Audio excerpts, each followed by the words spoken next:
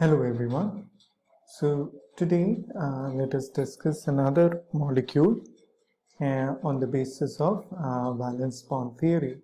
So today we will discuss ethene molecule, or its common name is ethylene. So ethene molecule is an alkene consisting of a double bond. So this is the usual skeletal structure for the ethene molecule. So like in the case of ethine, we have two central carbon atoms here. So any one we need to consider and apply the VBT. The same will be applicable for the second carbon as well. So let us start with the ground state electronic configuration of the carbon atom. So I have written here only the valence shell because valence shell only participate in any kind of bonding. So we need to consider only the valence shell electrons. So I have written here in this particular boxes only the valence shell. So these are the various valence shell electrons present in the ground state of the carbon atom.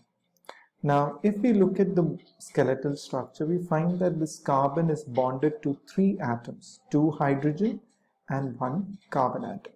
So that means for bonding to three atoms, it requires three unpaired electrons. But if we look at this ground state here, we have only two unpaired electrons present in the ground state. So that means we need to consider an excited state of carbon where we excite this paired 2s electron to the empty 2p orbital. So when we do that, we will get an excited state of the carbon atom. So this is the one excited state of the carbon atom where we have four unpaired electrons available. Okay. Now, if we are going to use the three unpaired electrons in its pure form, as we experienced in the case of ethine, we won't get a trigonal planar structure as is the structure for this ethene molecule.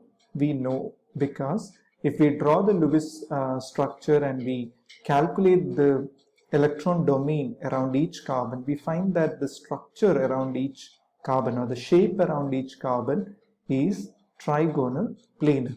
So since as you can see here, if you are using pure 2s or 2p orbitals into bonding, we will never get a trigonal planar structure. So that means we have to hybridize. Okay, so how many orbitals you are going to hybridize here?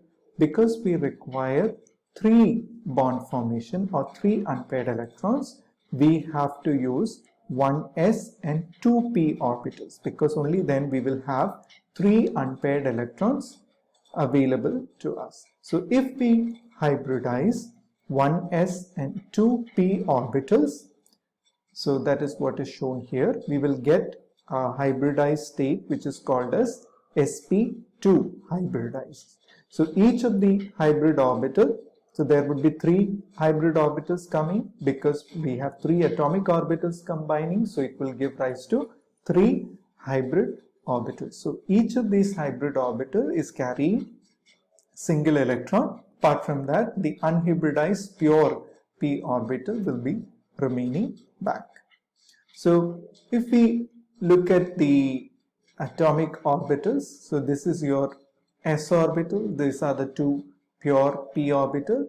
They are oriented in perpendicular direction, so that is why I drew one of them in this particular axis, another p orbital in another axis.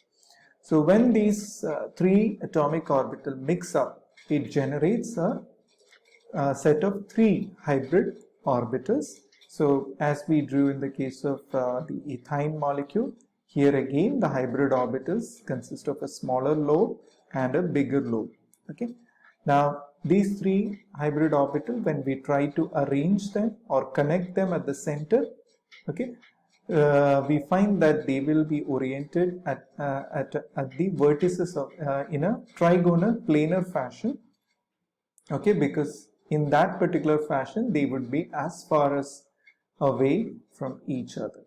So the shape that the sp2 hybridization will give rise to is trigonal planar.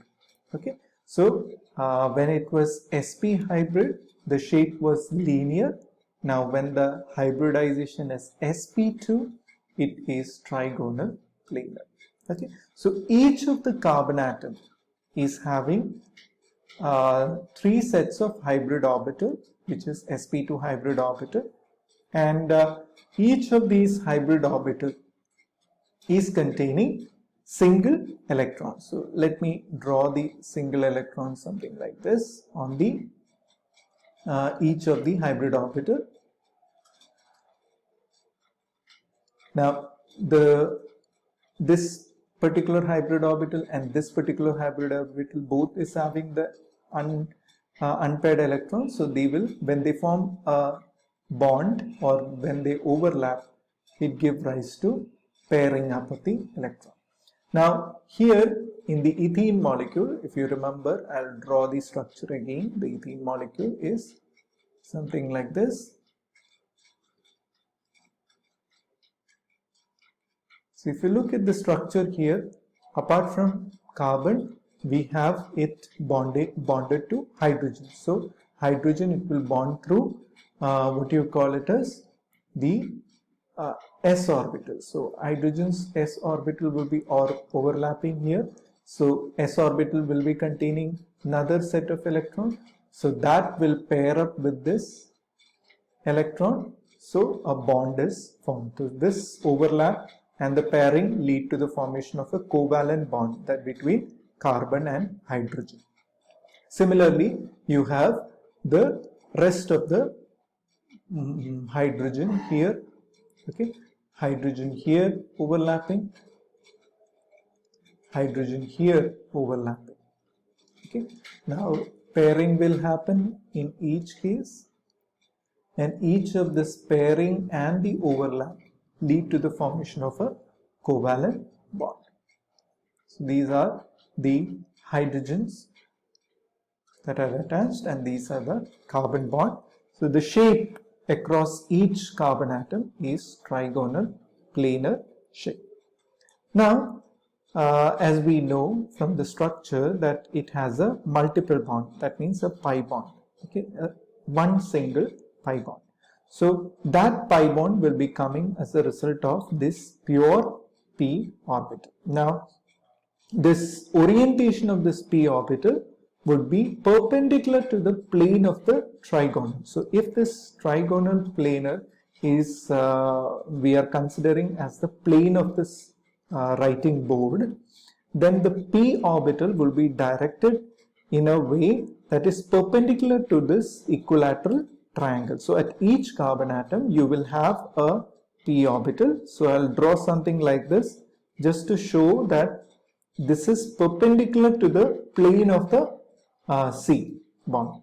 So I'll draw another set of orbitals here, something like this, and so this is the pure p orbital on this carbon, this is the pure p orbital on this carbon. Okay, now they will undergo a sideways overlap. Okay, they undergo a sideways overlap leading to the formation of pi bond. Okay, so the multiple bond is well explained by the valence bond theory because it clearly says that the multiple bond is coming as a result of the unhybridized p orbital, and that is arising because of the sideways overlap. So if you remember when we talked about the ethyne molecule, that overlap was coming as a result of the sideways overlap between two pure p orbital, and that is why in ethyne we had two pi bonds coming as a result of those two pure p orbitals. But here we have only one p orbital available, therefore it leads to only one pi bond, and that is why we see a pi bond, only one multiple bond here. Okay, So I hope you understood this. In the next video, we will discuss another molecule with the VBT. Thank you.